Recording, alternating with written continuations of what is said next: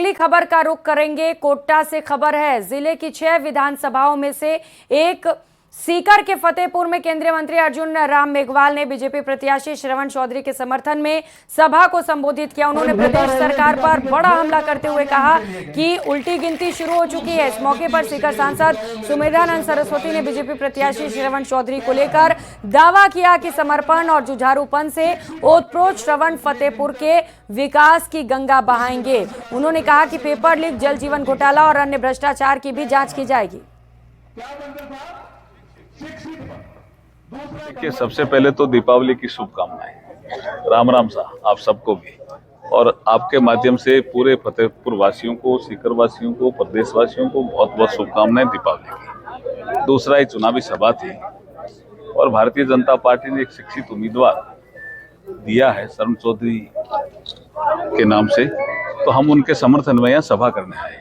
जिस तरह का जोश हमने सभा में देखा, उससे मुझे लगता है कि निश्चित रूप से अब की बार भाजपा जीतेगी फतेहपुर से। सात प्रचारकों में केंद्रीय मंत्री अर्जुन मेघवाल जी भी हैं, और जिस तरीके से पूरे प्रदेश में अर्जुन मेघवाल साहब की डिमांड है और आज फतेहपुर में है, किस तरीके से इस महत्व को आगे लेकर तमाम कार्यकर्ता उत्साहित आपको आने के, इसलिए प्रचार करने आए हैं। और आप देख रहे हैं कि ये इनका जो खुशबू है ना, वो सब जगह फैल रही है धीरे धीरे, और मतदाताओं में जाएगी वो खुशबू। निश्चित रूप से भाजपा जीतेगी फतेहपुर से। पूरे स्टेट को लेकर के क्या व्यूज है? 10-12 दिन बचे हैं चुनाव प्रवान करने। देखिए, स्टेट के लिए आप भी जानते हो, मैं भी जानता हूं, भाजपा स्पष्ट बहुमत से सरकार बना रही है। देखिए, जल जीवन मिशन के बारे में तो कांग्रेस पार्टी ने खुद स्वीकार किया है। जिस प्रकार से घोटाला हुआ है, अगर सरकार चाहती तो घोटाला नहीं होता। और सरकार में मुख्यमंत्री के साथ साथ में विधायक मुख्य घटक हुआ करते हैं। विधायकों का कर्तव्य बनता था कि जाकर के कार्यों की जांच करते और वहां गड़बड़ नहीं होती। मैं खुद लिखित में कलेक्टर को देता रहा हूं, मुख्यमंत्री को रहता रहता हूं, इन गांव के अंदर गड़बड़ हुई है, किसी विधायक ने कभी जांच करने की हिम्मत नहीं की, तो कहीं कहीं उसमें दाल में काला दिखाई दे रहा है। और अब बात दी बिग फाइट की। कोटा जिले की 6 विधानसभाओं में से सबसे हॉट सीट कोटा उत्तर सीट, जहां इस बार मुकाबला काफी रोमांचक होने वाला है। कोटा उत्तर विधानसभा से कत्तावर नेता और यूडीएच मंत्री शांति धारीवाल और बीजेपी के प्रहलाद गुंजल के बीच चुनावी टक्कर होगी। दोनों नेताओं का अपना जनाधार है। ऐसे में कौन होगा मुकद्दर का सिकंदर, ये देखना इस बार दिलचस्प होगा।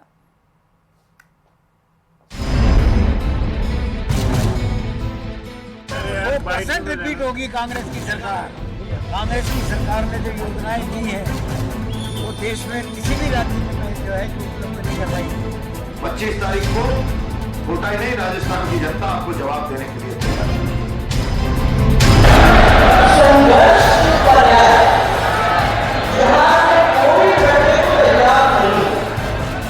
जब तक नतीजे नहीं आते हैं, तब तक नेताओं के बीच इस तरीके की बयानबाजी होना लाजमी है।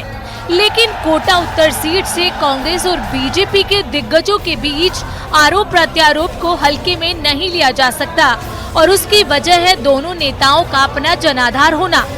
2018 की तरह एक बार फिर दोनों नेता एक दूसरे के सामने होंगे। एक तरफ शांति धारीवाल सरकार की योजनाओं के साथ जनता के बीच जाएंगे, तो वहीं दूसरी तरफ बीजेपी उम्मीदवार प्रहलाद गुंजल सरकार की नाकामियों को जनता के सामने रखेंगे। यानी कहा जा सकता है कि कोटा उत्तर सीट पर दो दिग्गजों के बीच बिग फाइट होने वाली है। 2018 के चुनाव में जहां शांति धारीवाल प्रहलाद गुंजल को पटखनी देने में कामयाब हो गए थे, वहीं इससे पहले 2013 के चुनाव में प्रहलाद गुंजल ने जीत का स्वाद चखा था। अब एक बार फिर दोनों आमने सामने हैं। शांति धारीवाल को भरोसा है कि प्रदेश में एक बार फिर कांग्रेस की सरकार बनने जा रही है, जबकि बीजेपी को भरोसा है कि सरकार का वक्त पूरा हो चुका है। वो परसेंट रिपीट होगी कांग्रेस की सरकार। कांग्रेस की सरकार ने जो योजनाएं दी है, वो देश में किसी भी राज्य में जो है उपलब्ध नहीं करवाई गई। तो इतनी महंगाई के विरुद्ध आदमी की इतनी बड़ी मदद अगर कोई सरकार करती है, कोई राज्य सरकार करती है, तो निश्चित तौर पर क्यों नहीं उसका लाभ मिलेगा। जो महंगाई बढ़ी है और जो बेरोजगारी बढ़ी है, वो केंद्र सरकार की नीतियों की वजह से बढ़ी है, लेकिन राज्य सरकार जो है गरीबों के साथ, मध्यम वर्ग के साथ आई और आकर के जो है उन्हें मदद करने के लिए इन योजनाओं को जो है चलाया। और पिछले 3-4 महीने से तो आप कैंप लगाकर राहत प्रदान कर रहे हो लोगों को, पेंशन बढ़ा रहे हैं और नाना प्रकार की योजनाएं हम लोगों को राहत देने के लिए ला रहे हैं। भगवान के लिए गरीब कच्ची बस्तियों में जा रहा हूं, 3-3, 4-4 महीने से सामाजिक सुरक्षा पेंशन नहीं है, उपभोक्ता भंडारों के पास दवाइयां नहीं है, पीडब्ल्यूडी और कई सारे डिपार्टमेंटों में यूआईटी और इनमें ठेकेदारों के बिलों का भुगतान 6-6 महीने से रुकना शुरू हो गया है। सरकार की माली हालत किस प्रकार की हो गई, आपने व्यर्थ की योजनाओं पर सरकार के सारे खजाने को लुटा दिया। केवल सत्ता में आना आपका मकसद है, खजाना बर्बाद हो, खजाना लुटे, जनता बाहर में जाए। शांति धारीवाल हो या फिर प्रहलाद गुंजल, दोनों ही जी जान से जीत के लिए एड़ी चोटी का जोर लगा रहे हैं।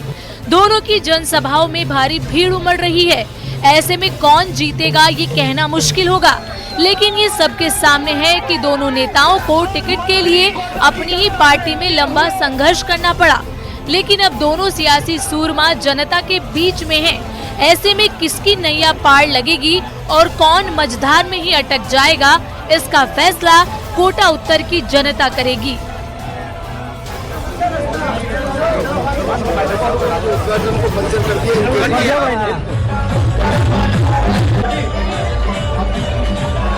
गुंजल और धारीवाल एक दूसरे के प्रतिद्वंदी रहे हैं, इसलिए एक दूसरे की कमी और खूबी बखूबी जानते हैं। गुंजल को पता है कि ये चुनाव उनके लिए करो या मरो का है, तो धारीवाल भी जानते हैं कि ये जीवन का आखिरी चुनाव है, इसलिए इस बार जीते तभी वो जनता के बीच में अपनी शोहरत और बुलंदियों को कायम रख पाएंगे।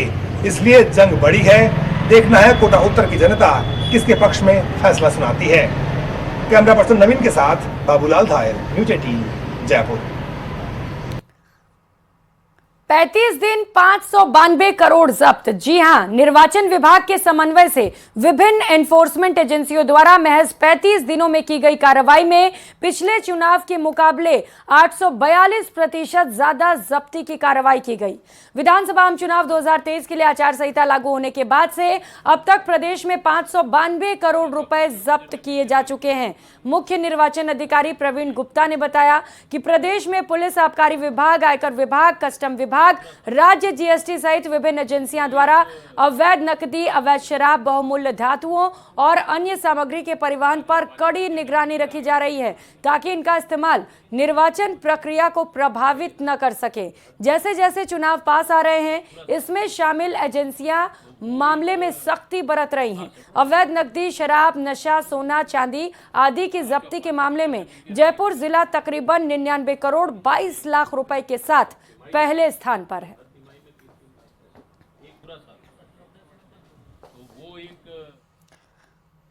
तो वहीं डूंगरपुर में आगामी चुनावों को लेकर एफएसटी और बीछीवाड़ा पुलिस ने नाकाबंदी तेज कर दी है। गुजरात से आ रहे वाहनों की चेकिंग के दौरान एक कार से 26,70,000 कैश जब्त किए गए। साथ ही पुलिस ने कार चालक समेत 4 लोगों को डिटेन किया। चेकिंग के दौरान कार की तलाशी में 3 बैग और कैश भी जब्त हुए हैं। कार सवार लोगों से संतोषप्रद जवाब न मिलने पर पुलिस ने कैश को जब्त किया।